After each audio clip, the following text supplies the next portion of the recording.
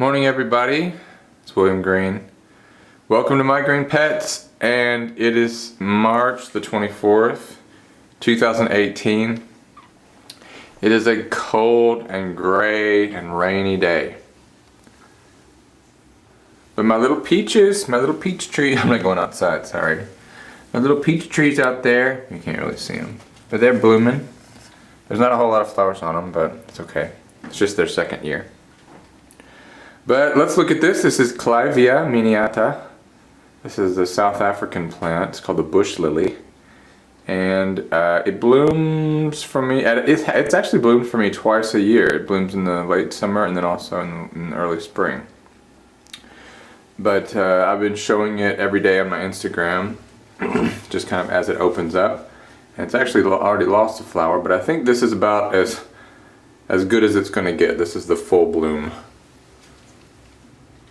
We didn't have a whole lot of flowers this time. Sometimes, you know, these scapes can be just covered in flowers, like a big circle of them, but I'm happy. It had kind of a rough summer last year, but it's recovering nicely, putting out some new leaves. So yes, Cataleya Rex. I love it. We got some Phalaenopsis that are looking very pretty. Look at this little guy. Very nice. I don't know what it's called. This is a no ID. It was a Christmas present a couple years ago from Steve, my plant sitter. And then, I'm gonna fall over. This is a rescue phal. Some lady gave this to my parents. She said, "Would William be able to fix this?" So I tried, and it's come out pretty good. My little Sogo Gotrice. Very cute. Hey, why don't you focus, camera? Thank you. Very nice. And it looks like it's putting out some new buds as well. Good deal. Then right here we have some white ones, which I really like. Some more white ones back there. And then I have got these little pink ones. This pink one, I bought this. I was working at a bank, and it was kind of a soul-killing job. You know, those types of jobs where you just sit at a screen all day, and you're going through, you know, the job that you're supposed to do, and your supervisor says, well, you know, if you give 110%, we may hire you on full time. And, you know, there were people that had been, you know, working at that particular place for 3 years as temporary workers, and they still hadn't been hired out full time. So I think that that's kind of a shady employment practice, if you ask me. But I don't work there anymore. All right, let's go downstairs and see what's going on in the green room. Well, good morning, green room.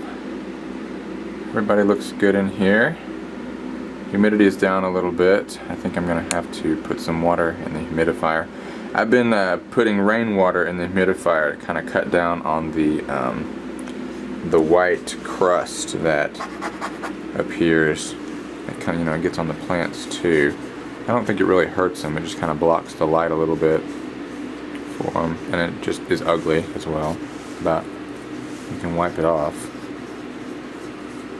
You know.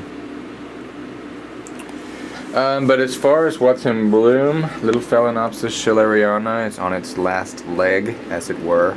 It's already dropping some flowers there. But it's lasted several weeks actually, so good job, little phal. Now the focus is going to be on the leaves and seeing if it actually starts to put out new leaves and grow. That's what we want to happen. My little, oh, look at this guy. Hal. Hal is Bulbophyllum echinolabium. And phal has been blooming continuously since last August. He's putting out a nice flower, and he's got a nice bud right there, getting ready to pop open. And then over here, there's another bud on Hal. Hal's been divided into 5 pieces. and 4 of those pieces will be available as soon as the weather warms up. It's still a little too cold outside for me to be comfortable shipping orchids to people, but it will happen eventually. Let's look at my little half callosum. It's looking nice down there, and it's got the old bud, the old flower has fallen off finally. It lasted about 2 months.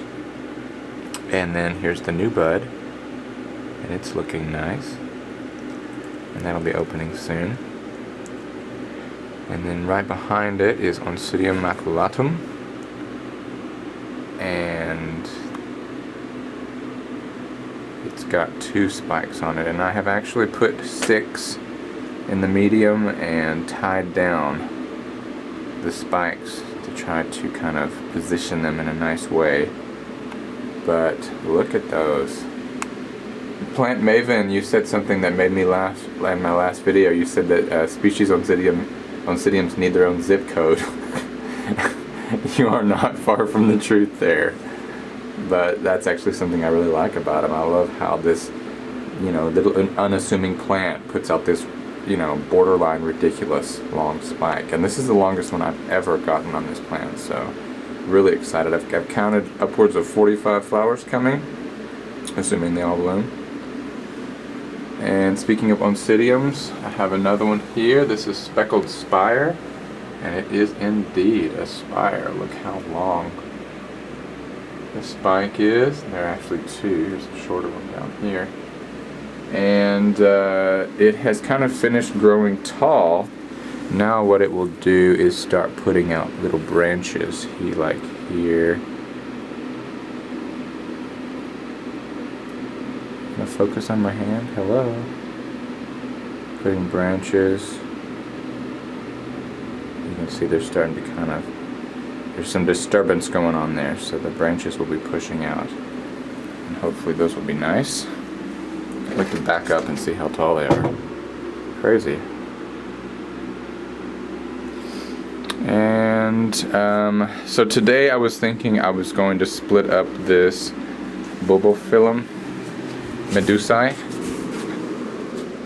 but I've decided that I don't want to split it up until the weather is warm enough to ship, because what I want to do is, for those of you that have asked for a piece, I'm in touch with some of you. If you have not gotten in touch with me, please email me so that we can begin that process. But the spring growth has already started. You can see down here, for example. Can you see that? Is it too dark? Little pointy things are pushing out of the bulbs. So it's starting to grow. It's starting to put on its spring growth, which is fine, absolutely fine. But the idea is I will when it's warm, when I have people's addresses and everything's been taken care of, I'm going to take this out, I'm going to take the pot apart, and I'm going to split it into how many ever pieces I need it, and then ship them immediately. I don't want to, split it apart and then have them sitting around for several months, or months or weeks or days or anything. Alright, so that's how we're going to do that. What else have we got? I think I did this last week, just sit around and stare.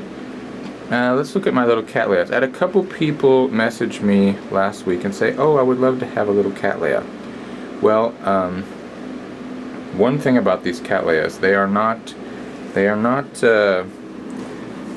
not easy to find. Let's put it this way. Cataleya Rex is a very, very rare species of Cataleya.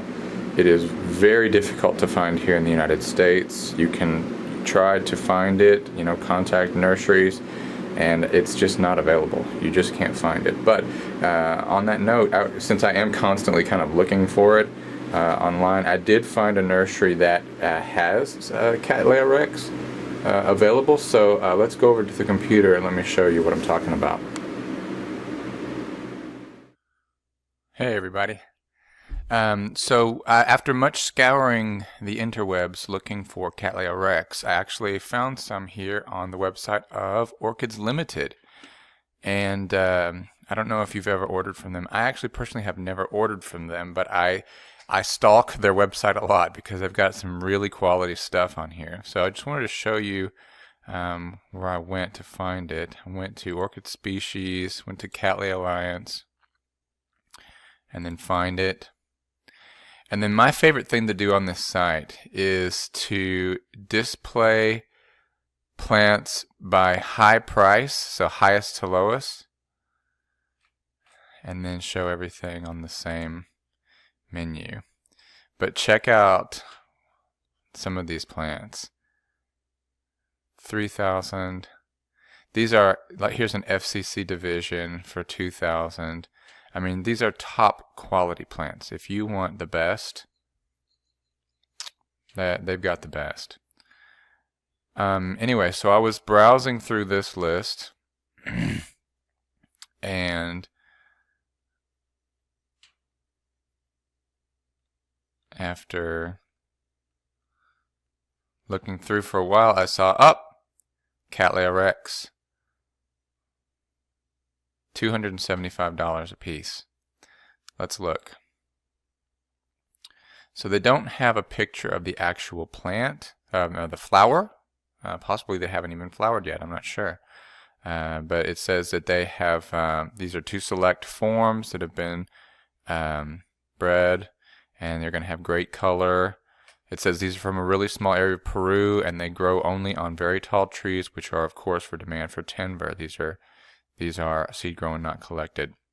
They are very limited. It looks like, I think that this picture is probably all the plants that they have available. 1, 2, 3, 4, 5, 6. But comparing these to the plants that I have in my green room, theirs are bigger. Theirs are slightly bigger, but not that much bigger. So with that in mind, I would probably not be able to part with my little Cataleyas for a whole lot less than this. Honestly, they're too hard to find, and they're just too rare. 4 to 5 inch pot flowering size. So anyway, let's go back and look at mine and see how they compare. Alright, so hopefully that gave you some perspective on these little guys. Obviously these are much smaller than the ones that you saw on Orchid's Limited website, but the largest ones aren't too different. They're pretty comparable size here. So, you know, I raised these little guys from flask. In fact, in April it'll be 4 years that I've had these little guys, and I would just be very, very reluctant to part with any of them until at least some of them started to bloom. I mean, there are several of them, but each one is going to be different, so I'm really looking forward to those blooming out one day. Hopefully this year we'll see one. Here's another look at the largest one. I don't know why this one has grown so much bigger than the others, but anyway, this is this year's growth, coming on nicely, and with any luck that will be a blooming size growth. We may see flowers this summer. These, I think, typically bloom at the end of summer, July, August. I guess that would be middle of summer, huh? So we will see. Okay, so now for the chit-chat part of this video.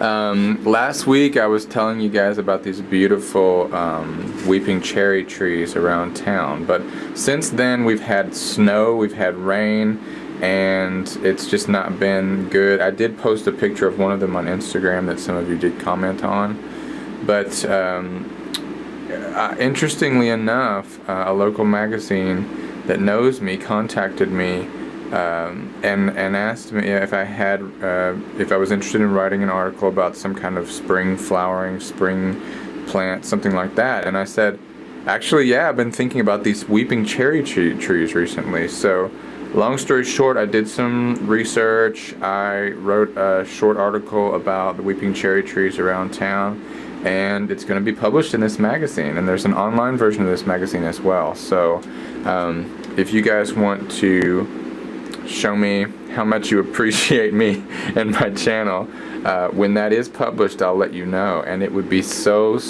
nice of you if you would take a moment to go to that page and like, you know, click like on that article. That would be amazing. I don't think that, I don't know if they realize that, I mean, I really haven't told them about the YouTube channel and stuff like that, but I'm hoping that, you know, if my article gets a lot of likes and a lot of positive feedback, then they might ask me to become a regular contributor to their magazine. So that's really exciting. I'm super hopeful on that. But that's about it, I think. Yeah. I appreciate you guys stopping by and checking on My Green Pets as always. If you are particularly interested in the slipper orchids, especially the big multiflorals, you are going to want to check out Ed's Orchids. Ed is in the north of England, and he has a greenhouse full of gorgeous multifloral slipper orchids, and many of them are in spike right now, so you definitely want to check that out. Ed, I'm going to have to say, is one of the few YouTubers on here that I feel like really knows what he's talking about. He's not just, you know, rehashing somebody else's advice. I mean, he's got many years of experience, and his plants show it. I mean, they have nothing, like, you see this yellowing crap, you know, that kind of stuff. You look in his greenhouse, it's just pure green. Everything looks perfect. So, you know, as they say, the proof is in the pudding. I heard Roger Frampton say that one time. The proof is in the pudding. His pudding's pretty good. So that's it. Oh, actually, no, there was one more.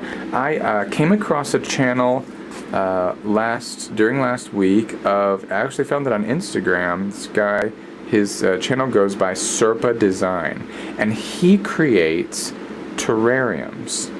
And, you know, as an orchid grower, it's, you know, it's a very similar type of discipline as putting plants in terrariums and creating little mini landscapes and stuff, and he's really good at it. He's got one of his videos has like 2 million views. I mean, it's serious stuff. So we were kind of talking, and we might be working together on something in the future.